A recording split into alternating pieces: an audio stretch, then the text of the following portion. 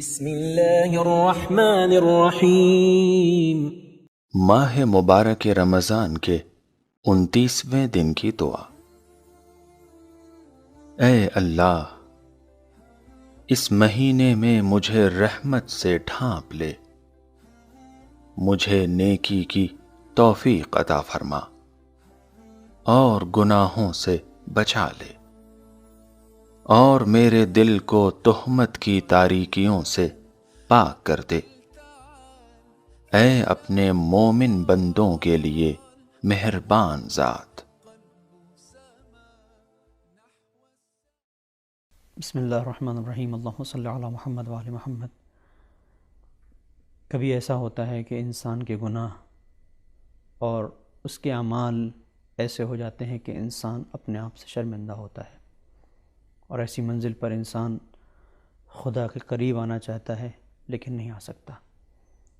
ایک طالب علم نے، ایک اسٹوڈنٹ نے آیت اللہ ناصر مکارم شیرازی کی خدمت میں اسی طرح سے ایک لیٹر لکھا اور اپنے دل کا حال بیان کیا۔ بیان کرتا ہے کہ میں آپ کی تقلید کرتا ہوں، آپ کا مقلد ہوں، آپ سے چاہتا ہوں کہ کیا کروں میرے دل کو قرار آئے۔ ایک زمانہ تھا کہ میں خدا کے ساتھ ایک اچھا تعلق رکھے ہوئے تھا، لیکن اس کے بعد میں نے گناہ کیے۔ اپنے گناہوں کو ذکر کرتا ہے، بڑے گناہ کیے، اور اب اس منزل پر ہوں کہ جب میں پروردگار سے قریب ہونا چاہتا ہوں تو میرے گناہ میرے سامنے رکاوٹ بن جاتے ہیں، آگے آ جاتے ہیں، اور ایسی منزل پر میں خدا سے چاہ کر بھی رابطہ بنانا چاہتا ہوں، تعلق بنانا چاہتا ہوں، لیکن نہیں کر سکتا۔ آیت اللہ مکارم شیرازی نے جواب دیا، سب سے پہلی چیز خدا کی رحمت واسعہ، اس کو سوچو اور اس کے بارے میں غور کرو۔ خدا نے بھی اگر تمہارے گناہوں کو دیکھ کر تم سے منہ موڑ لیا ہوتا تو تمہیں یہ موقع نہ دیتا کہ آج تم ندامت کا اظہار کرو، اور پھر یہ تمہارے ضمیر کی آواز تمہیں متوجہ کر رہی ہے کہ گناہوں کے باوجود بھی خدا نے تمہارا ہاتھ نہیں چھوڑا ہے۔ پھر آپ نے ایک عجیب حدیث نقل کی، ظاہراً حدیث قدسی کے جملے ہیں، لو علم المدبرون کیف اشتیاقی بہم لماتوا شوقا۔ اس اسٹوڈنٹ سے کہتے ہیں، اس طالب علم سے، کہ تم کیا سمجھتے ہو کہ صرف تم خدا سے محبت کرتے ہو؟ خدا تم سے کتنی محبت کرتا ہے، تم نے اس کا اندازہ لگایا؟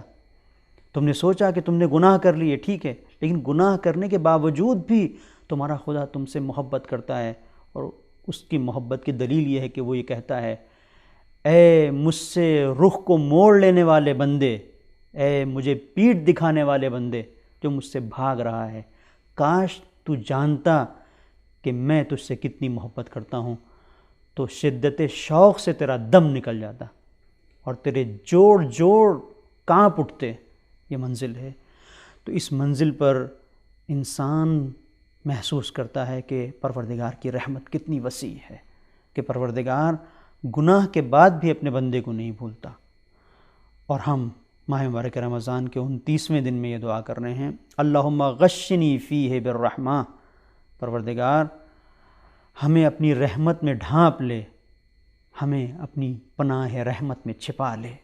کس طرح سے ہوتا ہے؟ چھوٹا سا بچہ کبھی ایسا ہوتا ہے چھوٹی موٹی غلطی کر دیتا ہے تو بھاگتا ہوا آتا ہے، اپنی ماں کے دامن میں خود کو چھپا لیتا ہے، سمجھتا ہے محفوظ ہو گیا۔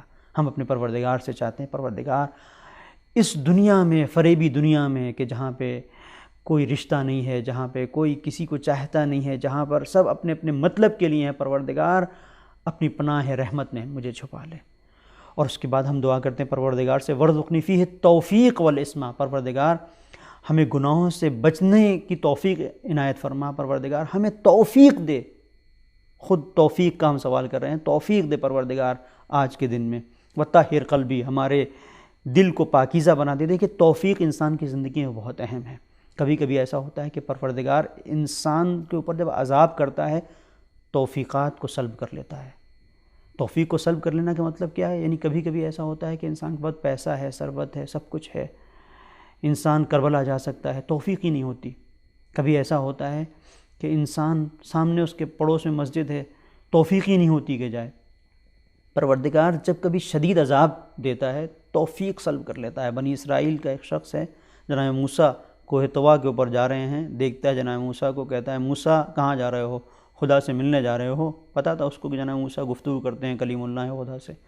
کہتا ہے کہ جاؤ موسیٰ اور خدا سے کہنا کہ تمہارے فلاں بندے نے تو بہت گناہ کیے ہیں، اور تو نے جو وعدہ عقاب دیا تھا، وعدہ عذاب دیا تھا، کیوں نہیں اپنے وعدے پر عمل کرتا؟ موسیٰ گئے، دیکھا، پروردگار کی خدمت میں حاضر ہوئے، گفتگو کی، لیکن یہ جو کیفیت تھی اس بندے نے جو پیغام پہنچایا تھا، جناب موسیٰ کو شرم آئی کہ خدا کے حضور یہ بات پہنچائیں۔ جب گفتگو ختم ہو گئی، موسیٰ پلٹنا چاہتے ہیں تو پروردگار نے آواز دی، موسیٰ میرے اس گنہگار بندے کا پیغام کیوں نہیں تم نے سنایا؟ موسیٰ نے کہا پروردگار مجھے حیا آئی، مجھے شرم آئی، حیا مانے ہو گئی، نہیں کہہ سکا، گستاخی کی تھی اس نے تیرے حضور پروردگار، کہہ رہا تھا کہ میں نے گناہ کیے ہیں تو کیوں نہیں تو عقاب نازل کرتا؟ کہا موسیٰ میرے اس بندے سے کہہ دو کہ میں نے عذاب نازل کر دیا، تجھے خبر نہیں۔